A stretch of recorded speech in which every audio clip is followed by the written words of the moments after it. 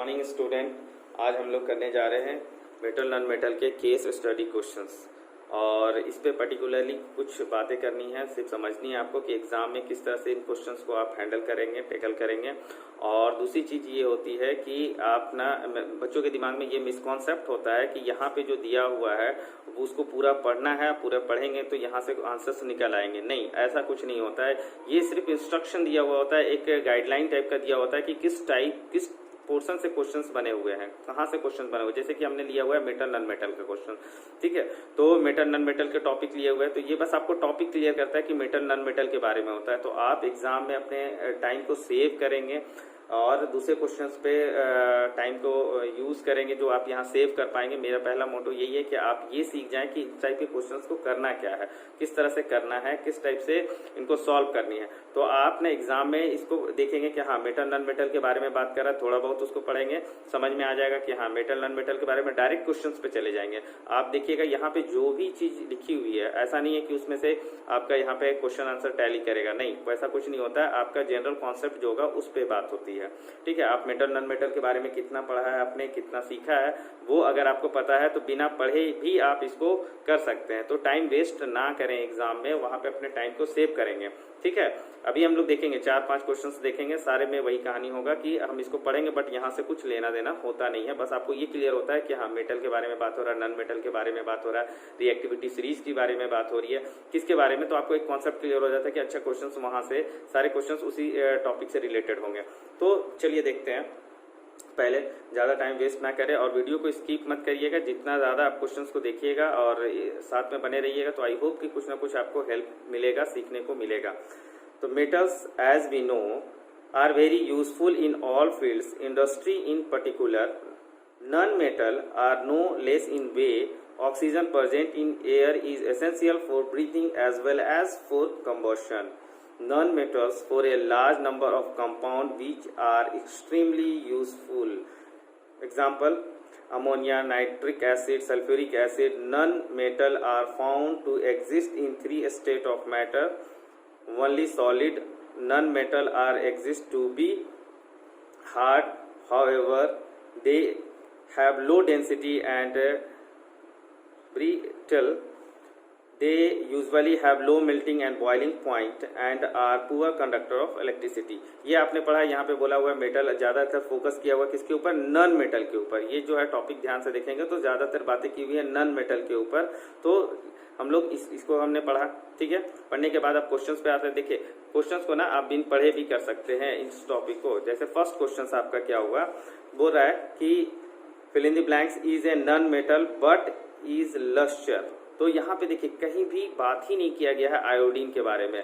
आप ढूंढते रह जाएंगे तो कुछ नहीं। इसका करेक्ट आंसर क्या होगा, आयोडीन होगा। हम जानते हैं कि जो नॉन मेटल्स होते हैं, यहाँ पे लिखा हुआ है, बस इतना लिखा हुआ है कि नॉन मेटल्स क्या होते हैं, ब्रिटेल होते हैं। ब्रिटेल मतलब डल अपीयरेंस के होते हैं, साइनी नहीं होते हैं। और मेटल्स क्या होते हैं, साइनी अपीयरेंस के होते हैं, लस्टर होते हैं। तो आपको बोला नॉन मेटल है बट वो लस्टर एक्सेप्शन केस है। तो ये आप मेटल नॉन मेटल के चैप्टर में पढ़ चुके होंगे कि आयोडीन एक ऐसा नॉन मेटल है जो लस्टर होता है। तो यहाँ पे क्या बोल रहा है, is a non metal but is lustre, ठीक है। तो क्या हो जाएगा इसका आंसर, आयोडीन हो जाएगा। सेकेंड क्वेश्चन पे आते हैं, देखते हैं, ठीक है। Which of the following is known as a king of chemical. King of chemical, अब यहाँ पे कहीं पे भी किंग ऑफ केमिकल के बारे में बोला नहीं है, बस क्या है कि 2 एसिड्स के बारे में बोला गया, nitric acid and sulphuric acid.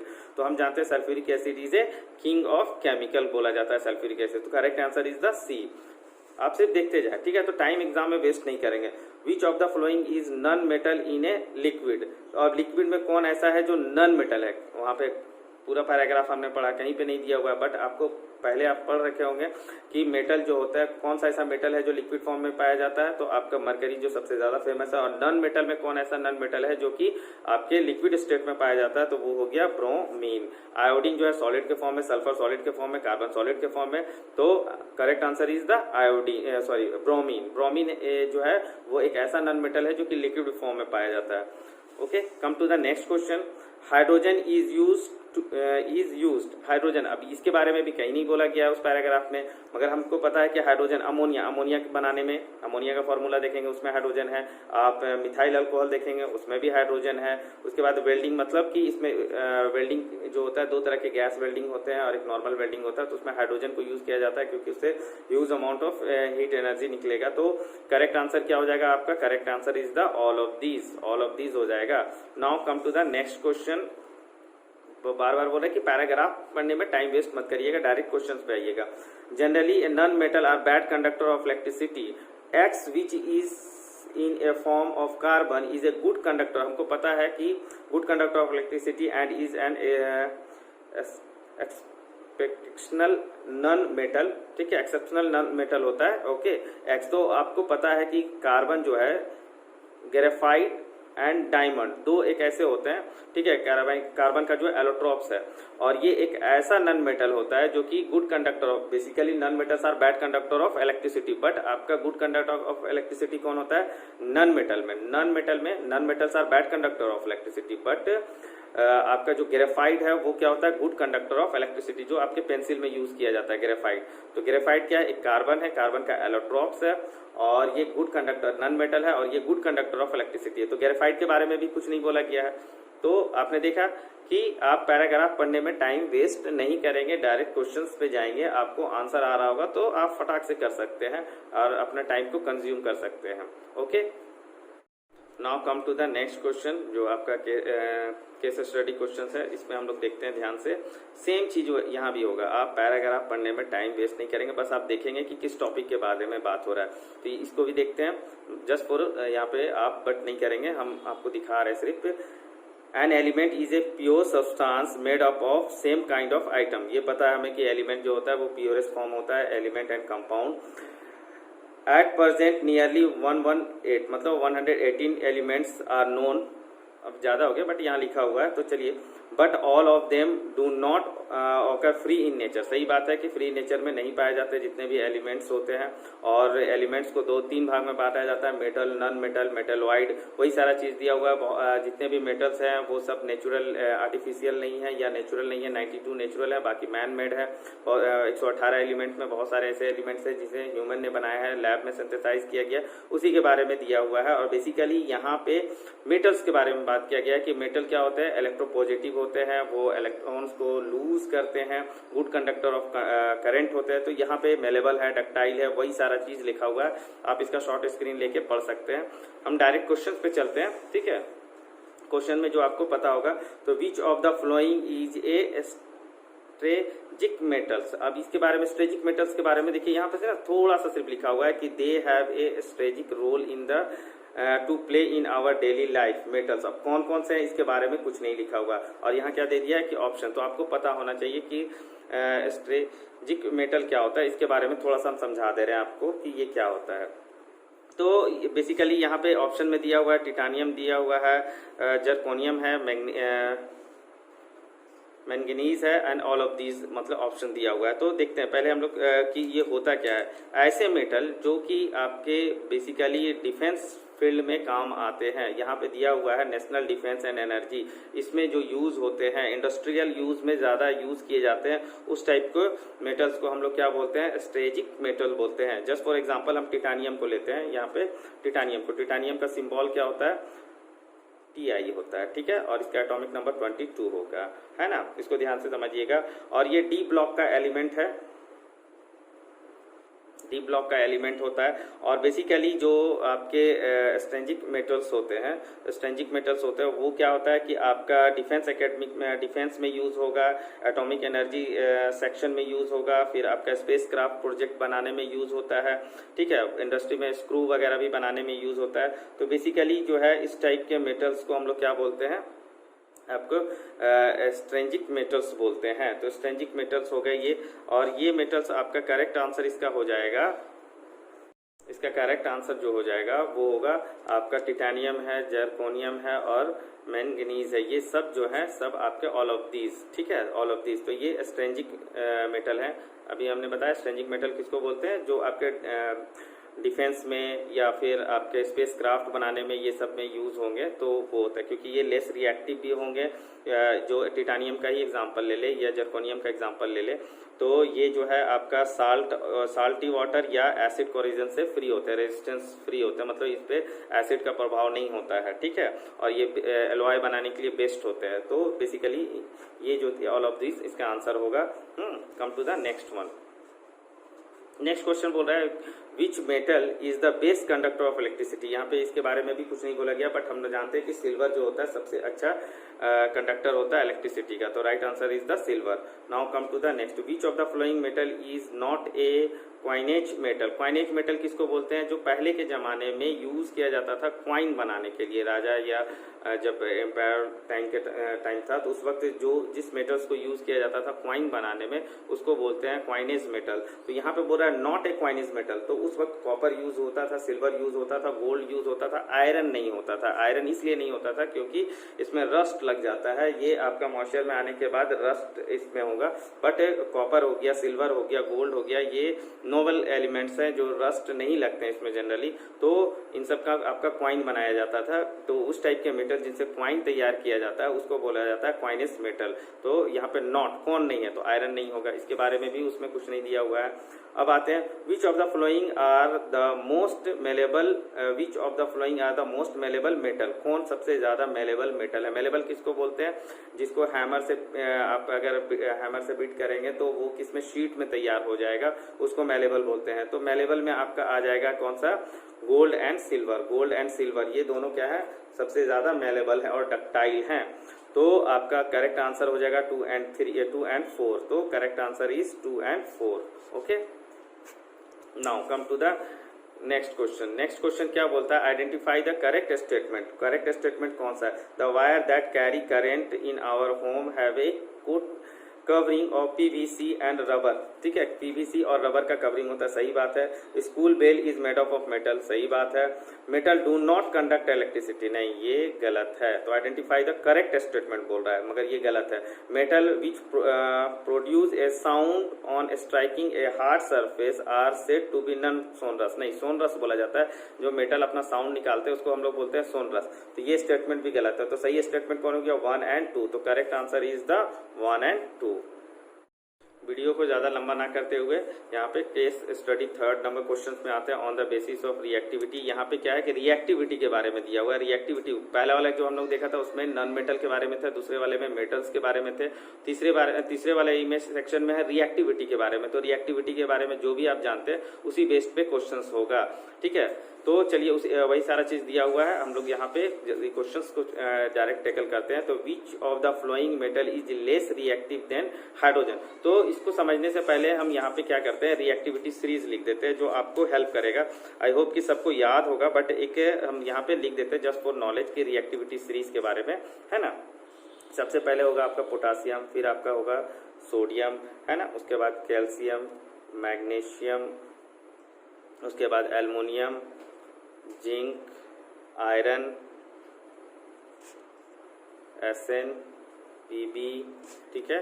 उसके बाद आपका hydrogen, copper, mercury, silver, gold, ठीक है। सबके सिंबल्स मैंने यहाँ पे लिख दिया। अब इसी के बेस पे हम लोग सारे क्वेश्चंस को, अगर रिएक्टिविटी सीरीज आपको याद है तो आप इजी वे में कर सकते हैं। तो बोला कि which of the following is the less reactive than hydrogen. Hydrogen से लेस रिएक्टिव कौन है? तो हम जानते हैं कि हाइड्रोजन से नीचे जो होगा वो लेस रिएक्टिव होगा, हाइड्रोजन को डिस्प्लेस नहीं कर पाएगा। तो हाइड्रोजन के नीचे, यहाँ पे देखिए हाइड्रोजन के नीचे कौन है? हाइड्रोजन के नीचे ये हैं, सारे जितने भी हैं ये हाइड्रोजन के नीचे हैं। तो ऑप्शन में देखेंगे हम कौन है? कॉपर, जिंक, मैग्नीशियम, लीड, ये सारा चीज ऊपर है। कौन है आपका हाइड्रोजन के नीचे? तो कॉपर। तो करेक्ट आंसर क्या हो जाएगा आपका? कॉपर, ठीक है। Now come to the next question. Which of the following metal is more reactive than hydrogen. Hydrogen से ज्यादा, तो हाइड्रोजन से ऊपर कौन कौन है वो देखेंगे। तो गोल्ड नीचे है, प्लेटिनम नीचे है, मरकरी नीचे है, कौन है? आयरन। तो इसका करेक्ट आंसर हो जाएगा C number, iron.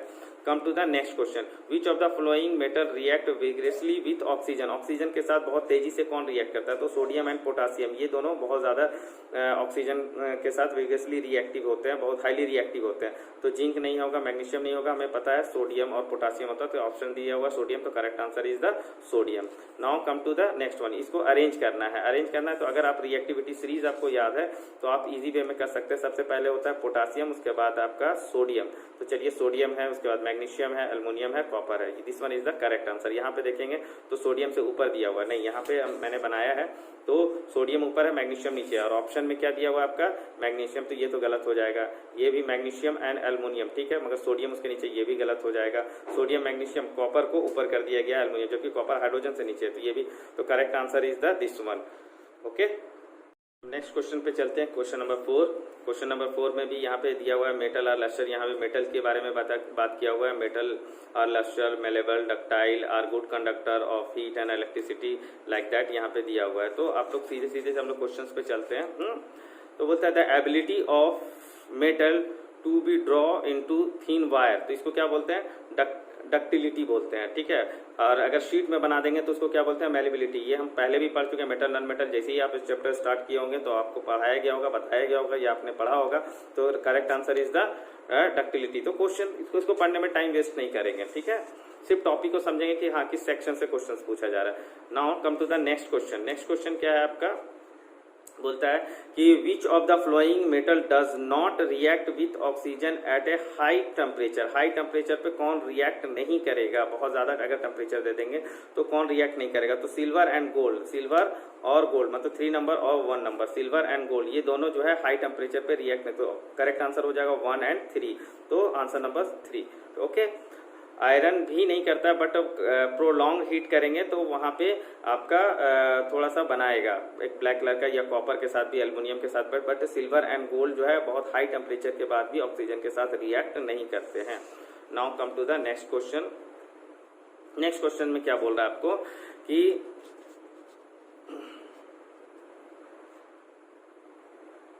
Generally metal react with acid, ठीक है, टू गिव साल्ट। ऐसे हमको पता है कि मेटल जब भी एसिड के साथ रिएक्ट करेगा तो साल्ट प्लस हाइड्रोजन गैस निकालेगा, यही दिया हुआ। विच of the flowing does not give hydrogen, मगर कौन ऐसा एसिड है जिसके साथ मेटल रिएक्ट करेंगे तो हाइड्रोजन गैस नहीं देगा। तो वो आपका हो जाता है नाइट्रिक एसिड। हमें पता है कि नाइट्रिक एसिड जो है बेसिकली किसमें, मैग्नीशियम और मैंगनीज में, ये दोनों जो ऐसे मेटल हैं जो नाइट्रिक एसिड के साथ रिएक्ट करके मतलब जितने भी मेटल हैं, ये दोनों को छोड़ के जितने भी मेटल हैं वो नाइट्रिक एसिड के साथ रिएक्ट करके आपको हाइड्रोजन गैस नहीं देगा, वाटर देगा, क्योंकि nitric acid is a good oxidising agent, ठीक है। तो यहाँ पे जबकि आपका सल्फ्यूरिक एसिड के साथ बनाएगा, मान लेते हैं जस्ट फॉर एग्जांपल हम ले लेते हैं सोडियम, ठीक है, सोडियम को रिएक्ट करते हैं H2SO4 के साथ, तो ये क्या देगा, ये देगा आपका Na2SO4 प्लस हाइड्रोजन गैस निकल जाएगा। यहाँ पे बैलेंस कर देंगे इसको, ठीक है। तो ये साल्ट बनाया हाइड्रोजन, बट नाइट्रिक एसिड के साथ ऐसा केस नहीं होगा। नाइट्रिक एसिड क्या देगा, वाटर देगा, ये एक गुड ऑक्सीडाइजिंग एजेंट होता है। Now come to the next question. And next question में क्या बोल रहा है, which of the following statement is incorrect.